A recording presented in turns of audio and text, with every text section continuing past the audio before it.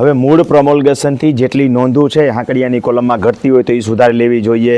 એમાંથી કંઈ નકામી હોય તો રદ કરી નાખો એટલે ટાઇટલની વિસંગતતા ના આવે.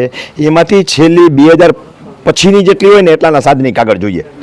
બહુ જૂના 2005 પહેલાંના રેકર્ડની જરૂર 95 પહેલાં રેકર્ડની જરૂર નથી એટલે સાદની કાગળની જરૂર નથી. પાછળની તમારી નોંધો જાજી નહીં હોય એમાં બધાના સાદની કાગળની જરૂર નથી. કૂવો નોંધાય બોર નોંધાય હક ઓલો હોય બોજો અને બોજા મુક્તિ તો એની જરૂર નથી. માલિકી રિલેટેડ જેટલા હોય એટલાના સાદની કાગળ જોઈએ. એ ખરેખર કઢાવીને રાખવા જોઈએ. વકીલ માગે જ છે આ બધા. પછી તો વકીલ તો શું કરે બધી નોંધના લખી નાખે ઉપરથી શરૂ કરી નીચે સુધીના. પછી એમ કે હાલશે આટલું કાં હું કઢાવી લઈશ. તમે જો આટલું કઢાવીને પહેલે દીધું હોય તો કહી શકો કે આની પહેલાં જરૂર નથી તો તમને એ પરાણે માગે નહીં.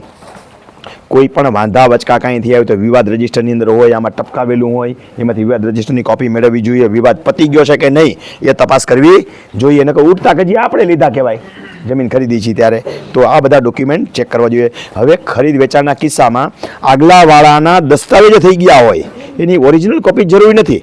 મારો 25 વીઘાનો દસ્તાવેજ હોય મેં એમાંથી 5 વીઘા આને વેચી મેં ખરીદી હોય 25 વીઘા 5 આને વેચીને 5 આને હું કહું ઓરિજિનલ દસ્તાવેજ થોડાને દઈ દઉં.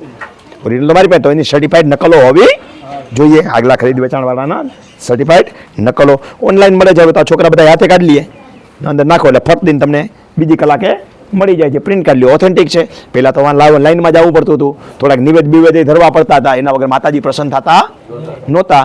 2 નારિયેલ મહિના હોય તો ડબલ દેવા પડતા હતા. ઘણીવાર 4 દેવા પડે. ઉતાવળે લેવા જાય ને એટલે ડબલ દેવા પડે. સમજા આપણે માનીએ છીએ ને માતાજીને તો ઘણીવાર ડબલ કરવું પડે ને નિવેદ. એવું બધું થતું હોય એવી કરવાની જરૂર નથી. તમને અહીંથી મળી જાય. વારસદારના કિસ્સામાં એફિડેવિટને સહમતિ પત્રકો વધારામાં લઈ લેવાના એટલે ઓલા ભાણિયાઓ પાછળથી જાગે. ભાણિયાને ભત્રીજા એ પાછળથી જાગે નહીં. હરખું આવે તો રજિસ્ટ્રાર કચેરીએ જ લઈ જવાના. મારે ભેગું મતું પાડોશીના કોઈના હક નીકળતા હોય તો એ પહેલેથી લખાવી લેવાના. હલણના હક કોઈને આનામાંથી નીકળતા હોય કોઈનામાંથી આવવાનું હોય તેની લખાવી લેવાને. હરખું આવે દસ્તાવેજમાં સહમતિ પત્રક એ કરાવી લેવાનું. એના જેવું ઉત્તમ એ કંઈ નહીં. ખાતેદારી તૂટતી નથી ને એ ખાસ જોવી સીધી એની અથવા તો અન્ય વ્યક્તિ એમાંથી આવી નીકળી ગયો હોય ને એની. નકર તમને ખબર છે 10% કાંઈ વાંધો નથી પણ 300% વાળી હોય તો આપણે કારણ વગરનો ડામ મોટો લાગી જાય. ખરીદ વેચાણના દસ્તાવેજની ઓરિજિનલ નકલ ન હોય તો સર્ટિફાઈડ નકલો. ખરીદનો ચાલવાનો રસ્તો એ બધું મેં તમને કહી દીધું. તો ઘણી બધી બાબતો એવી છે. એવું નથી કે આપણે જેટલું માનીએ છીએ એટલું જ છે.